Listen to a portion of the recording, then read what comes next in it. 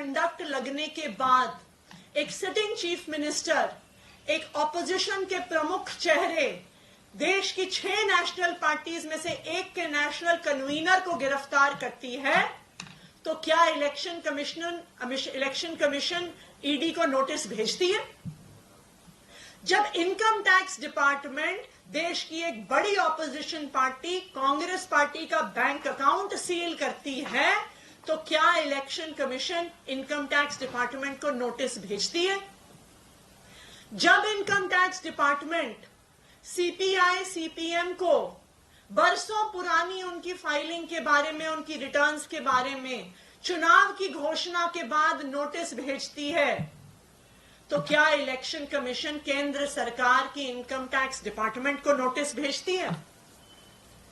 Election commission of India की आंखों के सामने केंद्र सरकार, भारतीय जनता पार्टी शासित केंद्र सरकार सीबीआई का, ईडी का, इनकम टैक्स डिपार्टमेंट का खुलेआम मिसयूज कर रही है इलेक्शन से पहले। इलेक्शन कमीशन ऑफ इंडिया विपक्ष की जहां पे सरकारें हैं, वहां पे चीफ सेक्रेटरी बदल देती है, होम सेक्रेटरी बदल देती है, डीजीपी पुलिस बदल देती है, लेकिन जब विपक्ष के नेता, इंडिया गठबंधन के नेता इलेक्शन कमीशन के पास जाते हैं और ये डिमांड करते हैं कि चुनाव तक इंटरिम तौर पर income tax department, CBI, ED के डायरेक्टर्स को बदला जाए, तो इलेक्शन कमीशन कुछ नहीं करता। चुनाव की घोषणा के बाद इनकम टैक्स डिपार्टमेंट आम आदमी पार्टी के विधायक और नेता गुलाब सिंह के घर पर रेड करती है।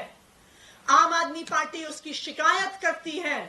आम आदमी पार्टी मिलने का टाइम मांगती है। इलेक्शन कमीशन कोई एक्शन नहीं लेता। इलेक्शन कमीशन 23 मार्च को हमने गुलाब सिंह के घर पर हुई रेड को लेकर इलेक्शन कमीशन से टाइम मांगा। 23 मार्च से आज 5 अप्रैल हो गया। इलेक्शन कमीशन ने हमें मिलने का टाइम नहीं दिया। इलेक्शन कमीशन ने इनकम टैक्स डिपार्टमेंट को कोई नोटिस नहीं दिया। लेकिन जब भारतीय जनता पार्टी कंप्लेंट करती है तो 12 घंटे के अंदर अंदर इलेक्शन कमीशन नोटिस भी भेजती है। नोटिस भेजने से पहले भारतीय जनता पार्टी को रिपोर्ट भी करती है, खबर भी चलवाती है। आम आदमी पार्टी का ऑफिस सील हुआ। 4 दिन तक लगातार आम आदमी पार्टी के ऑफिस के चारों ओर बैरिकेड लगे रहे। पुलिस ने सील करके रख दिया।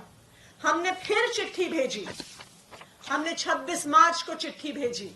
इलेक्शन कमीशन से टाइम मांगा कि हमने 23 मार्च को चिट्ठी लिखी थी, हम फिर से 26 मार्च को चिट्ठी लिख रहे हैं कि हमारे पार्टी ऑफिस को सील कर दिया गया है। हमारे पार्टी के नेता नहीं पहुंच पा रहे, हमारे पार्टी के कैंडिडेट नहीं पहुंच पा रहे। लेकिन इलेक्शन कमीशन ने टाइम नहीं दिया। इलेक्शन कमीशन ने दिल्ली पुलिस को नोटिस नहीं दिया। उसके बाद आम आदमी पार्टी ने भारतीय जनता पार्टी के इल्लीगल होर्डिंग्स के बारे में शिकायत भेजी। हमने 29 मार्च को, फिर 1 अप्रैल को, आज फिर से 5 अप्रैल को हमने बार बार इलेक्शन कमीशन को भारतीय जनता पार्टी के मॉडल कोड ऑफ कंडक्ट के वायलेशंस पर, उनके आपत्तिजनक पोस्टर्स पर, उनके इल्लीगल होर्डिंग्स पर चिट्ठियां भेजी। लेकिन ना 29 मार्च को, ना 1 अप्रैल को और ना आज इलेक्शन कमीशन ने भारतीय जनता पार्टी को कोई नोटिस नहीं भेजा।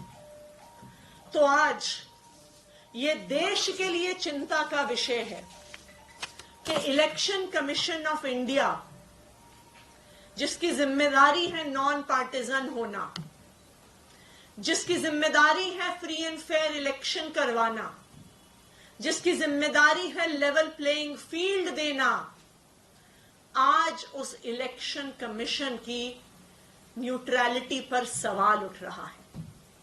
हमने देख लिया कि किस तरह से इस देश की बड़ी बड़ी एजेंसीज भारतीय जनता पार्टी की केंद्र सरकार के सामने नतमस्तक हो गई हैं। चाहे वो सीबीआई हो, चाहे वो ईडी हो, चाहे वो इनकम टैक्स डिपार्टमेंट हो, चाहे वो स्टेट बैंक ऑफ इंडिया हो। लेकिन आज मैं इलेक्शन कमीशन से अपील करना चाहती हूं कि आपको इस देश के संविधान ने एक बहुत बड़ी जिम्मेदारी दी है। इस देश के संविधान ने आपको इस देश के लोकतंत्र को बचाने की जिम्मेदारी दी है। जो आज तीनों इलेक्शन कमिश्नर्स, चाहे वो राजीव कुमार जी हो, चाहे वो ज्ञानेश कुमार जी हो, चाहे वो डॉक्टर सुखबीर सिंह संधू हो, आप टीएन शेषन जी जैसे इलेक्शन कमिश्नर्स के उत्तराधिकारी हैं। आप एक ऐसे इलेक्शन कमीशन को आज चला रहे हैं जिसको पूरी दुनिया देखती है, जिसकी पूरी दुनिया तारीफ करती है कि भारत जैसे देश में आज तक कभी चुनाव की निष्पक्षता पे सवाल नहीं उठा।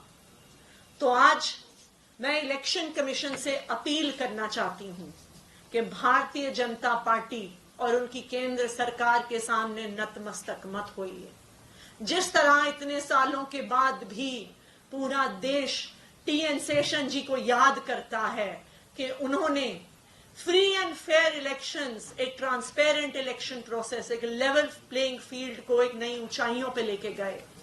अगर आज राजीव कुमार जी, ज्ञानेश कुमार जी और सुखबीर सिंह संधू जी फ्री एंड फेयर इलेक्शंस और लेवल प्लेइंग फील्ड नहीं होने देंगे तो सभी गलत कारणों से आप तीनों को पूरा देश याद करेगा, आने वाले 100 साल तक याद करेगा। Thank you.